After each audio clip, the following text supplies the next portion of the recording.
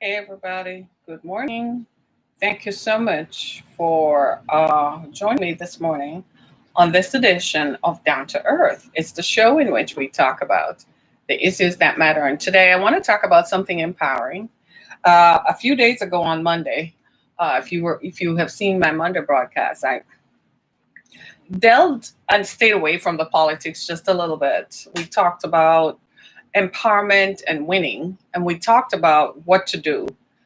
I kind of made light of the fact that right now we're kind of in this election season. It's sort of like 12 days to go, and the whole country is literally going crazy. I mean, I don't know about you, but there's so many what if scenarios that are being played out. My nerves can't take anymore. So I thought I'd change it up this morning. And I am going to do something very different. I'm going to ask you and pose a hypothetical question to you. What if? What if? I mean, so often when we play the game of life, what we're doing is we're playing to lose. Did it ever occur to us that we just might win? So what if we win? Right? There's so many. Just look at this morning. I was watching an MSNBC, and their what if scenario is that Trump will win. Right? They said he's going to get all the votes from the Electoral College because if 2016 taught us anything, is that the Electoral College is going to vote his way. And I was like, then why are we voting? Why is everybody going to vote if he's going to win? It doesn't make sense. You get up and go vote, right? Because it's kind of like it's already a given if the Electoral College is going to hand him over the elections, no matter what it is. And then, they kept talking about polling. And I was just like, I am so done. I said, I switched from CNN, which gives 24-hour nonstop coverage. I swear, if the president goes to sit on his gold toilet, CNN is recording every bit and every inch of it. I am sick and disgusted with them.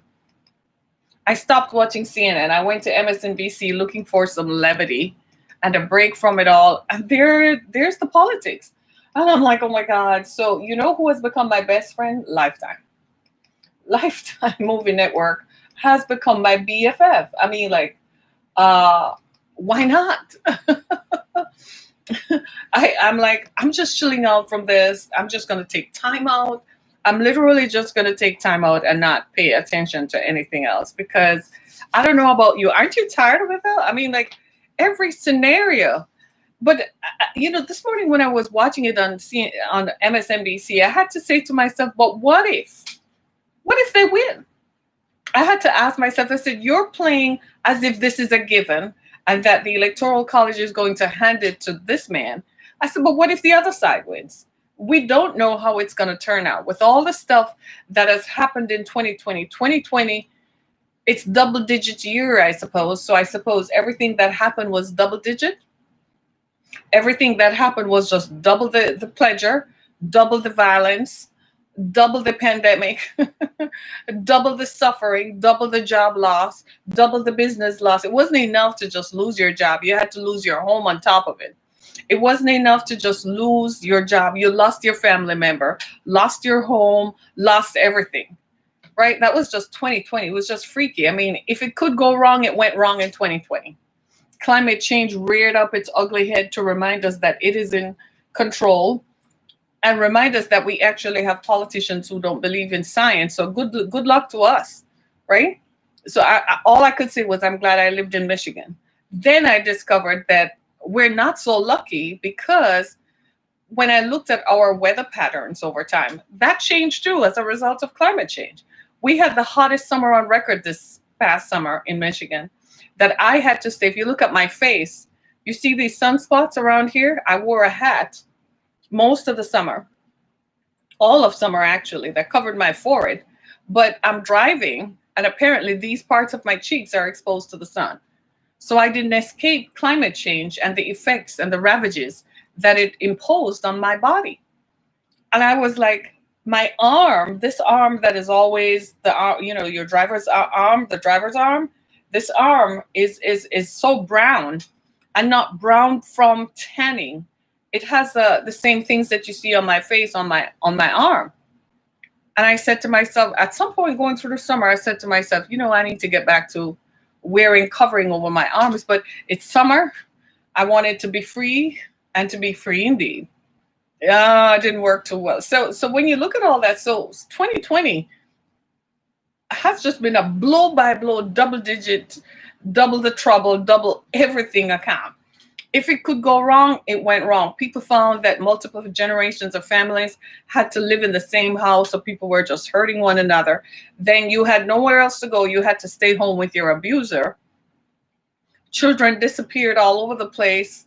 More missing children. Children are running away from homes because they can't stand living with their abuser. Oh my God, 2020 is the year of double digits. I just wanted to fly past. I'm like you.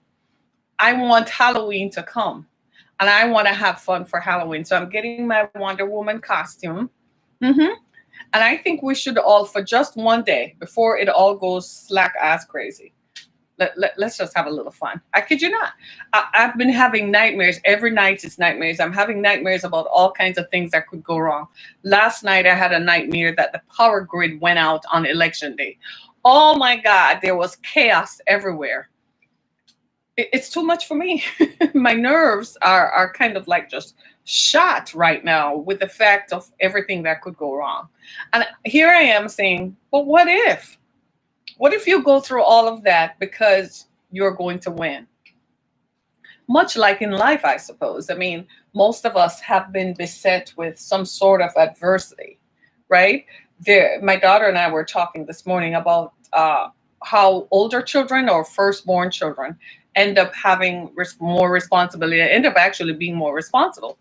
And I said to her, it's not a coincidence that older firstborn children end up becoming world leaders and eventually become world leaders. I said, it's not a coincidence that that happens.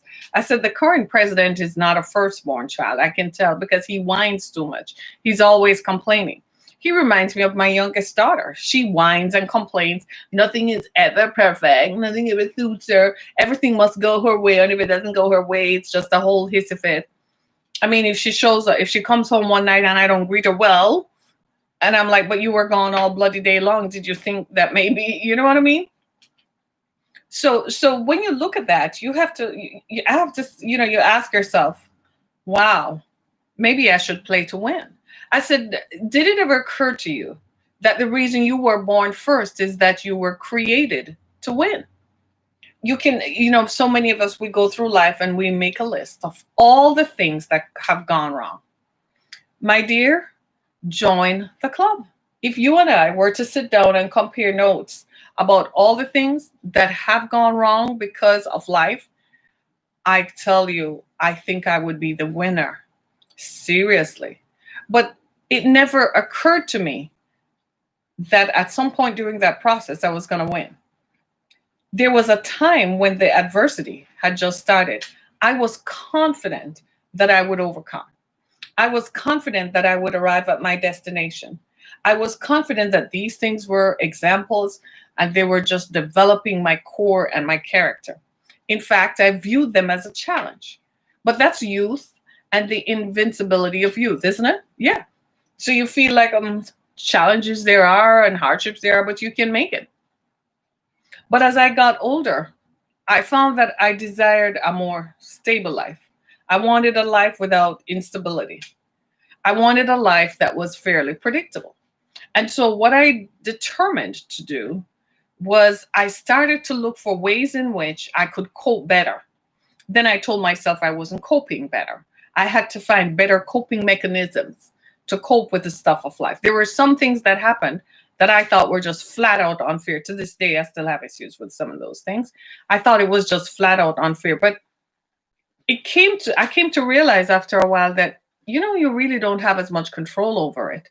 And since it already happened and it is in the past, I can't control what happened in the past, but I do have to make a determination. How am I going to let that influence the future? Am I going to sit down and cry about it and look miserable and be down in the dumps so that I end up in clinical depression? Or am I going to get up and kick some butt nonetheless? So I said, well, let me look back into my life and see how I used to survive stuff when I was younger. When I was a teenager, when I was in my 20s. And I said, well, I better pull those lessons and pull them forward The great thing is now I have the benefit of wisdom and experience. So I look at them through a different kind of lens. So you have to ask yourself, what am I going to do with all the stuff that has happened? Am I going to play to win? Well, you have to. Do you have a choice? What if you just sit back and you just allow these things? It's much in the same way I view these young white men who have all the privilege that the American society has afforded them. But instead of using that privilege to make themselves rich and successful, so they end up like the guys who discovered Snapchat, who are now $2.3 billion richer. And they're just standing there looking all geeked out, like, right? Instead of doing that, they choose to pick up guns and go in the wilderness and to use those guns to come and shoot people, knowing knowing that they're likely to get a prison term more than they're likely to be successful in their plots. Do you see what I'm saying? So you have to ask yourself, what is going on in our mindsets? What triggers are there in our environments or in our minds that make us not play to win? Well, social scientists will tell you that some of us play a game of self-sabotage when we sabotage ourselves in various ways. We don't play to win. We do things that rob us of the joy of living. But my thing is, if we're playing this game, because what you realize after a while is from the minute you're born and you are picked out or pulled or cut out of your mother's womb, one of the things that becomes really evident is you don't have a choice after that. What becomes real clear is that at some point you got to get this thing together because you have to win. As I look around me, what motivates me more and more every day is I see people whom I consider who are winning. And when I look at them, I don't sit back and say, gee, wow, look at them. They're winning. I said, now, what are they doing different than what I'm doing? How come they're winning and I'm not? What is it that they know that I don't know? Then I go www.google.com to find out what is it that I need to do differently. I kid you not. So I have found that there are certain character traits that are inherent in our makeup that propel us forward and motivates us to win. But what if you don't have that? I'm glad you asked. Then you have to cultivate it. Come to my masterclass. It's $59.99 per hour per class, right? You get 40 minutes FaceTime with me in learning how to develop your own inner bull, your own inner kick, right? But we've got to get to the stage though where we recognize that we can play to win. I mean, I don't know. I mean, people just seem to get up every day and they just keep going and going. But after a while, that gets old. I mean, I couldn't imagine that I were born and the same way that I was born is the same way that I live now. That drives me nuts. That would give me nightmares, wouldn't it? I look over my life now and I'm saying to myself, what if I had never done the things that I have done? I knew I had a desire and I had a dream that I would publish books and write books and that I would be speaking on stages and be on radio and television. And I kid you not, in some of the darkest moments of my life, it was those accomplishments that got me out of the rut. I have to give thanks for having done those because if I had never done them, I wouldn't be here today. My life would be filled with a rubbish heap. It would be a garbage heap. It would be a heap of what if I had, what if. I don't want to discover that I get on the other side of history and I find out that what I failed to do because I was nervous or unsure to take a risk, that I ended up, I could have been better. I don't want to find that out.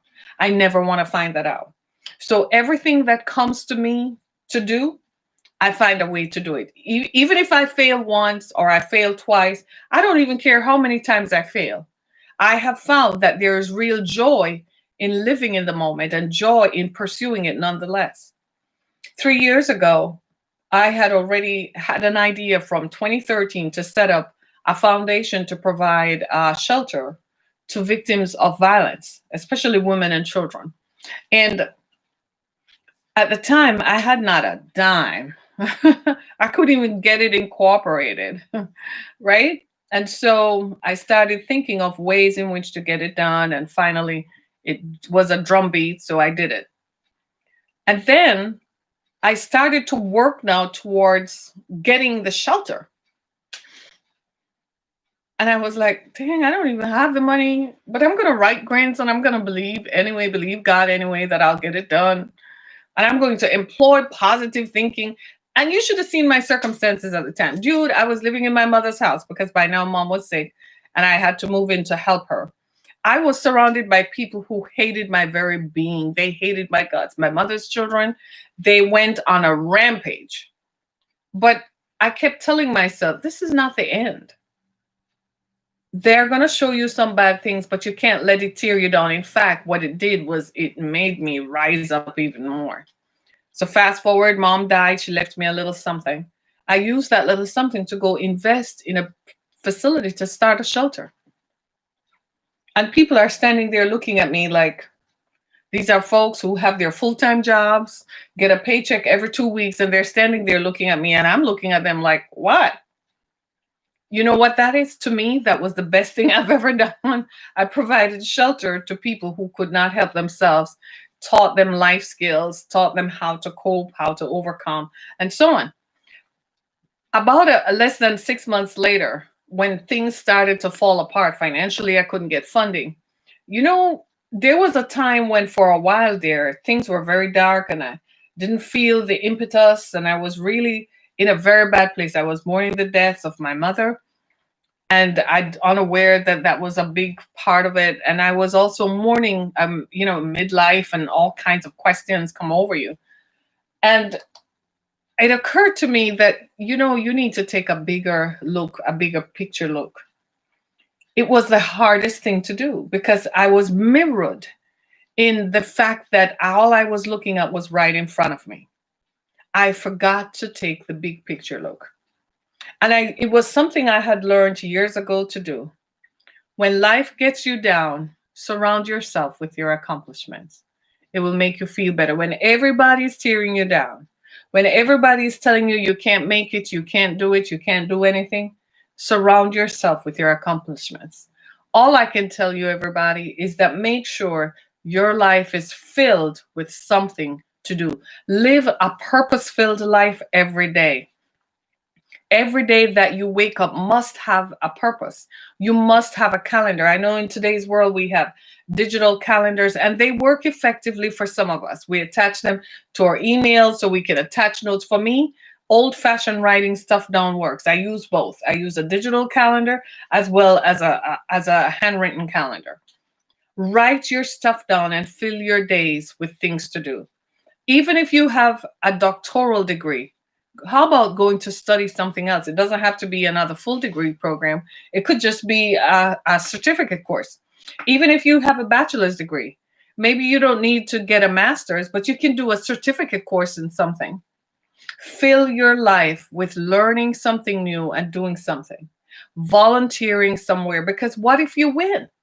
And still have your long-term goals. I know that if your dreams are so big that they intimidate you, that's good.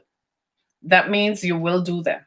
Because if you just have a dream to just go to college, okay, it's a matter of applying and acceptance and admission, right?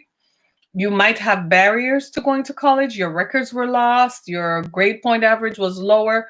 But those are not insurmountable battles. Those are battles that you can get around.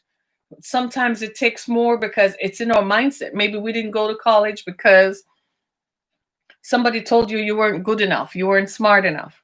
Maybe you didn't go to college because at the time your parents couldn't afford it. And then over time, you couldn't afford to do it because you were raising children yourself and getting married and so on. And you didn't never confess that it made you feel bad, that you never had a degree, that you felt was validation and affirmation. So you stayed away from a whole group of friends because they all went to college and you didn't, and you felt like the loser. You were the one with the blue collar job. They were the ones with the white collar jobs. So you always felt like you were the outsider, especially if it happens in families. I get that. I get that real well. But here I am telling you, still live your life filled with purpose. You can still be self-actualized. My greatest accomplishment was setting up the shelter so that I could provide housing and take people off the street who could not help themselves. That to me was the epitome of being human. That at least I was being human then, right? The self actualization for me was that I didn't need you to give me $5 million or 20 million or $50 million to make it. I was just glad with what I had done, right? So you must have a purpose and have a plan for your life and play to win. Understand that winning is strategic. We don't just wake up and win from the get go. I know it looks easy. Donald Trump makes it look easy, and everybody's looking at Donald Trump like, man, I want to be like him. I just want to have money like him. Donald Trump never. This is why he has lost everything he has had, because he never valued it. He never had to work for it. He never had to earn it. It was just given to him, and he's a colossal mistake.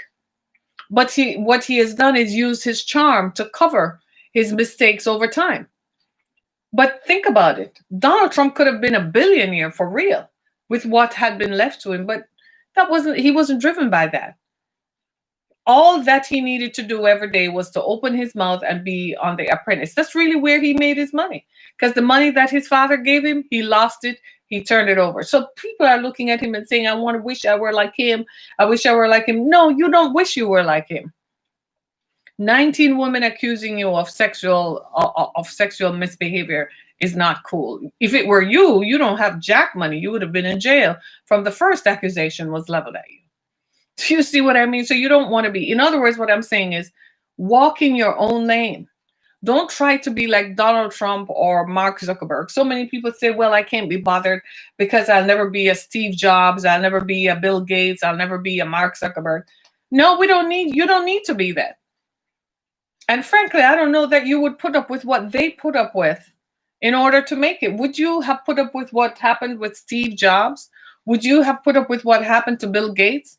Bill Gates dropped out of college because he felt that he would have achieved more working on the programs he had been working on.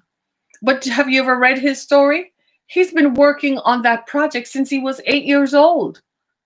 He didn't become a billionaire at 26 overnight. He became a billionaire at 26 because he had been working on it from he was 8. Hello, somebody. And here you are, you just get up and try for 2-3 years and ready to throw in the towel and call it quits. No, life is for the living, and playing to win is the ultimate way to play the game. It doesn't matter because you will say, well, this could kill me. I could die. At least you'll die trying. You know what they're going to say about you at that point? All your life, you tried to be better than your circumstances. That's a much better way than saying, man, he gave up, started drinking, started doing drugs, and called it quits. Play to win. And you have to ask yourself, with all the scenarios that are playing around, with all the stuff that could go wrong, have you ever asked yourself the question, what if I win? Have you ever asked yourself, what if I win? You have to be so loaded and so filled with optimism and so filled and so positive and so confident that you're going to win that it never enters your mind that anything else could happen. I kid you not. You've heard me say, the one thing I never planned for was that I would fail. The one thing I never planned for was that I would not have achieved what I set out to achieve in the time frame that I set out. I didn't plan for that. I was pretty sure if I did it this way, if I did the right things, the right time, blah, blah, blah, that I would have made it successfully. That is, made it with a lot of money in the bank, which is what America describes as success. You could be a pedophile. As long as you have money in America, you're still considered successful. Look at Jeffrey Epstein. He was a complete pedophile, a complete creep. He forced young girls to have sex with old men and got paid for it. But people considered him successful because he had money. Look at Rudy Giuliani, caught in a room with a 15-year-old girl with his pants down, with him fondling his genitals. And yet we still consider him successful. Look at Jeffrey Toobin, a respected legal analyst who is a former federal prosecutor, right? He was caught on camera fondling his genitals and having an orgasm. Nobody is calling him out. They're still saying, well, look at the worth of the man. Let a woman be on camera having a masturbating and having an orgasm and see what would happen to her. Her career would be over. She would be fired. Nobody would talk to her. She would be done. She would be a pariah. Two different sets of rules for different people. If in America you kill someone, if you have money, chances are you'll get away with it. If you kill someone in America and you have no money, you're going to jail. Matter of fact, let me make it simpler for you. If in America, if they pull you over and you have money, you can walk away.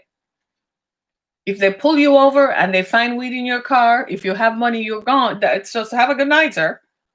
If you have no money, you're gone to jail to do time, not jail, prison, to do time for less than a gram of weed. I kid you not. The society is not stacked. Yes, I know that. But at the same time, define what winning means for you. Obviously, all of us are not going to become billionaires. So, at what point is it going to be self actualized for you? At what you have to still, in spite of that, even if you feel like you're never going to be a billionaire or you're not going to win, still play to win. Why? It keeps you. Why? Keeps you youthful. It keeps diseases and sickness away. If you feed yourself on a diet of always complaining, always crying, always, oh, it sucks, always, after a while, that's exactly what you're going to manifest. You're going to look like it, you're going to sound like it, and you're going to feel like it, and you're going to show it, and you're going to act it. A few days ago, my daughter told me a story of what happened to her at work. And this woman came in, one of her clients. The story brought me to tears. It humbled me. And when she presented her identification document, my daughter looked at it and said, "Oh, what a pretty picture." And the woman said, "I don't feel like that person anymore." So when she looked up at her, she realized that this was a person in crisis. So the woman said, "Oh, she's been diagnosed clinically depressed for so many years." You know, she and I are the same age, the woman. My daughter said it humbled her. Why? Because this lady apparently had imbibed that her condition predisposed what she should look like and what she should be like. So she started buying into the diatribe that nobody will ever want me. I'll never do anything. I'm clinically depressed. I'll never get out of it. And then she arrives in her 50s looking like the world had just run a map over her, like a Mack truck had just run over her. Meanwhile, my daughter says at the back of her mind is the image of me, her mother, doing Shavasana every morning, eating, drinking, drinking water every day, and just fill our bodies with pure stuff. And she said, "Mom, it was such a contrast." She said, "I came face to face with what clinical depression looks like." What I'm saying to you is this. We all have had our moments. Depression, and then there is clinical depression. Bad things happen to us that cause us to feel human. It's your humanity. You feel compassion, you feel guilt, you feel bad, you feel as if you can't make it. That's normal. But the thing to do is not to build a monument to that and stay there. You have to get up out of it and make it better. Not for anyone else. Do it just for you. If you build a monument to it and you end up being clinically depressed, one of the things we're finding, and psychiatrists and the pill industry is coming to grips with, is that you just don't come out of it. You realize that? Once you go down so deep and so far, you can't come back out of it. So you can't afford to go that deep. So find ways to cope. Some people use drugs. Some people use drink. Some of us just go good old fashioned shopping. The mall's closed, but there's online shopping. I ain't kidding you. Amazon is a good starting point. And all the other stores have an online portal. The credit card on your fingers, they can do the walking for you. I'm saying find what works for you. This is why I believe in eliminating negativity out of your environment. If you have to live with people who are constantly quarreling, constantly finding fault, They're never grateful for where they are. Good Lord. I remember that was my mom and her husband. I used to ask mom, I said, aren't you grateful that you have your own home? And I said, do you know how many people your age don't have a home, mom? And they have to live in rented facilities and they're on Social Security. And you, at your grand age of 68, 69, and 70, still get up and go to work every day. Some of these people haven't worked since they were 45. And she never saw it that way. I said, you go on vacation twice a year. Some people have never been on vacation, right? And I guess she never saw it from that point of view. I said, every day that I come to your house, you have a pot on the stove or pots in the fridge filled with food. You throw out more food than a restaurant does, than a commercial restaurant. It's a shame. But she never saw it that way. You know what happened to her? She had an idea in her mind of what her life should look like. And because it never got to that point, it never occurred to her that she could be happy where she is. I am not saying that you settle.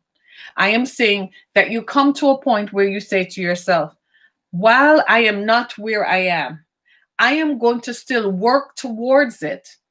And in the meantime, I'm going to give thanks and be grateful for where that I can sleep, I can walk, I can talk. It's going to eliminate a lot of the problems we have. High blood pressure is real because we sit down at nights worrying about what could have been. High blood pressure happens because we worry instead of sleeping. Living witness right here. I don't have high blood pressure by the mercies of God. Spend too many nights worrying about the outcome of situations that I have no control over. I can't stop people from doing what they're going to do. I can't stop people from thinking what they're going to think. I can't stop certain situations. Instead of going to my bed and just have a hot dog sleep, I'm up all night worrying. High blood pressure is real. High blood pressure causes your body, your cells not to work properly. Before you know it, you have diabetes. You can't process what you eat. Your kidneys are not producing enough insulin, so you can't break the foods down properly. And diabetes is the roadway. It's strictly a roadmap to everything else that could go wrong. The worst medication they can give you is one for diabetes and high blood pressure. It just opens the door for you to get, just within 5 years, you have cancer, and then within 7 to 8 years, you're dead. You can't afford to get that way. You can't afford to drink because drinking destroys your liver. You can't afford to think negative thoughts because it will do what? Make you not sleep at nights, which gives you high blood pressure, which then gives you diabetes. And before you know it, you're in a downward spiral. You see now why you call some people hippie? I'm living like a hippie right now in my mindset. Yeah. Because you get to a stage in life where everything that life could throw at me was thrown at me, including the kitchen sink and the refrigerator and the stove too. Hey, just throw everything in if they can, right?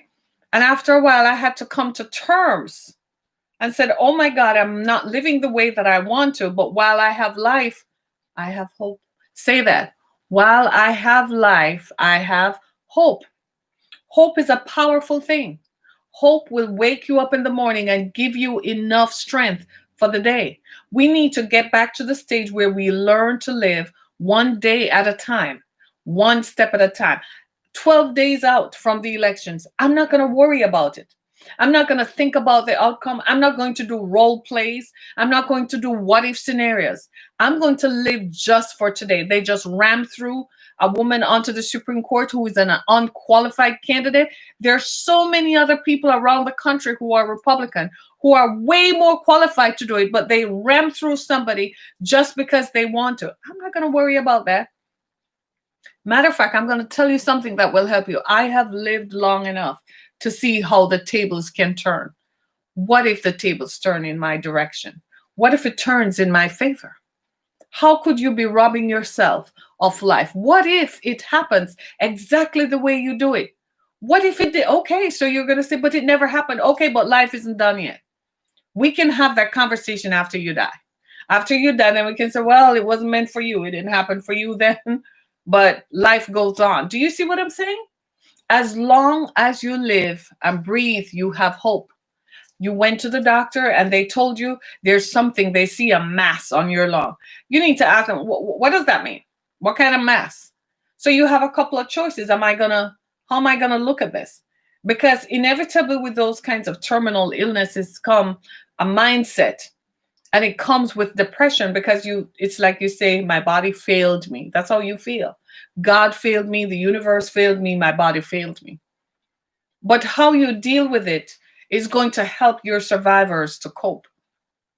I looked at my mother. I tell you a story. When mom was dying, I remember one morning, we were getting ready to go to church, and she couldn't go because she was too weak to walk out to the car, right? And she couldn't go to church, but she was getting her grandson ready to go to church. And when I was leaving, I said, Mom, I'm going to church to praise God for you and I will be right back. And she said, okay. She said, okay. But the look on her face, it's like she knew that she would never get dressed to go to church. And she internalized it. She was crying, she was weeping, because suddenly life mattered to her. When they told her that she only had 4 weeks left, she said, why? Why me? She said, I have a lot of life left. You know how old mom was? Mom was 71. I kid you not. So it's not like she was 34 or 35. She was 71. She said, I have a lot of life left. I have a lot of things that I haven't gotten a chance to do. I have more things to do. And this was me. Mom, it's 71. It's 70 plus one. And she's like, so I have life to live. There are things I want to do for myself. It was a lesson learned for me. I got out of that hospital room that day and I said, you know what? I'm going to live every day. And I'm going to do what I want to do when I want to do it. But it taught me something else. You can't quit. You can't give up. Imagine that you need to live a life that you arrive at 71 saying what? I have a lot of life left. I have a lot of things that I have left to do. It was an echo of something I used to say all those years when people wrote me off. They told me I would never make it. I would never survive abuse. I would be emotionally jacked up. In fact, statistically speaking, they told me I shouldn't be in my right mind. I kid you not. They told me that. Matter of fact, 3 years ago when my mother died, the therapist told me that I would never get over it. I'm still here. It sounded like she thought I was going to expire in 6 months. I kid you not. I fired her. I said, I'm not coming back to see you. You're fired. I said, how many clients you have? Right. But and I said, she doesn't know me. I said, I'm the ultimate icon of survivability. I wake up and power myself up. How dare her tell me that I never get over that? Nobody gets over their parents' death. Nobody gets over the loss of a spouse or the loss of a child. You don't get over it. Getting over it would say that you just live like it never happened. No, you never forget. What you do as the champions that we are born to be is you learn to live with it. And that is exactly what I'm saying. I had to come to a place in my mind, in my life, where I accepted that the bad things that happened to me happened. And there was nothing that I could do to rewind the clock or reset the clock, or I couldn't pretend that they didn't happen. They had already happened. But what I could do was determine, am I going to let those circumstances win by me becoming depressed, by me becoming a loser, by me just sitting there and letting it rub all over me and wash all over me? I had a choice to make. I said, Harriet, what do you want to do? Do you want to live? Do you want your book of days to close with you living curled up in a ball? I said, is that how you were born? I said, no, no. All my life, I have strode onto the stage of life. My friends, that is how we live. You got to play to win. If they're doing what if scenarios, and they're going to be plenty of that for the next 12 days, well, here's your prescription for living today. Just for today, you are going to play to win. Just for today. You're not going to think about tomorrow. You're not going to think today's the debate, right? The presidential debate. And notice I went silent on that because that's going to be the biggest joke tonight. We're going to be on Twitter roasting people because it's going to be hilarious. It's bound to give us some moments of levity. And while you're on Twitter, just go buy some costumes and go buy my book, Through the Fire, right? And you have to look at yourself and tell yourself, just for today, I'm going to live. I remember when I was going through abuse, and my ex-husband's whole game plan, the entire reason for him living was to kill me. He just wasn't brave enough to do it. He just couldn't bring himself to do it, to justify his reason for it. He was so angry, so filled with hate. Where it came from, I wasn't the originator of his hate. He just was. He just couldn't kill me. But that was what he intended to do. He intended to cut me off from humanity, cut me off from contact. He thought he was going to beat my face to a pulp so I was unrecognizable, so nobody would ever want me because I would be ugly. I kid you not. I kid you not. And I remember I had to tell myself, I will live again. I will get out of this. I will walk out of this. And I made sure that when I did, I lived purposely and purposefully. I have had setbacks over the years like you wouldn't believe. People have walked my life. After a while, I started wondering if, I have this big revolving door thingy on my face because people just walked right in and out of my life. But guess what I discovered? That some people are here for a season and a reason. And if they're here for a reason, then I need to figure out what that reason is, learn the lesson, and cut the ties and move on. And if they're here for a season, well, their time is up. My train of life has to keep chugging to my destination. And some people get on and some people get off. Some people stay on for more than one stops, two stops, three stops. Some people are a lifetime. The trick is to figure out when they do get on your train, where are they going to be? That's the trick. Once you discover what they're there for, then you act accordingly. It's a blessing for some of us to find a partner in life who is your life partner. It's a blessing. You meet them, you fall in love, and you stay together for over 30 years until something separates you. And then for some of us, it's the second time around, or the third time around, or the fourth time around. Whatever it is, deal with it. For some people, you wake up and you find yourself, you're 60, and you're like, oh my God, I haven't done anything. Start, do something, figure out what you want to do. Go back to school, go online, and online schooling is available. Explore what your options are. Pace yourself. At this point, it's not about a mad rush to the finish line. At this point, it's about learning the lessons as you go along. It gives you purpose. What are you going to do today? Instead of aimlessly wandering through life, you're like, well, I have this course and this class that I have to attend. You ever notice that people who seem to have a purpose with life are always fired up? And sometimes they seem to live longer? And they're always fired up, and you're attracted to them because their positive energy and their rays of energy pull you in. Those people have found a prescription for living. And they have found within that prescription that I must have a purpose to my life and I got to play to win. Winning takes different forms. Winning, don't compare yourself to someone else because you might be looking at Donald Trump or people like him and saying, well, look at how they win. But that's them. You don't want to walk in that lane, trust me. You don't know what goes on in that lane. You have a bird's eye view. If what you're seeing right now is just the scandals emanating from Donald Trump's life, can you imagine what it's really like to be within that bubble? If all you're seeing is just this, imagine what the reality is inside there. You don't want that. Ask yourself, what is my lane? What is my truth? What is my goal? What am I here to do? When you start asking yourself that, you will find your purpose for living. My daughter tells me that in the mornings when I come downstairs to go, when you go downstairs in the mornings to get dressed, she's like, Mom, it's like the joy of youth resuscitates you overnight. Your skin is glowing.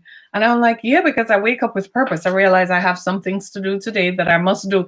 Here, what are you doing today? Here's my list of, can you do this? Can you do that? Can you do this? I said, that's what keeps me going.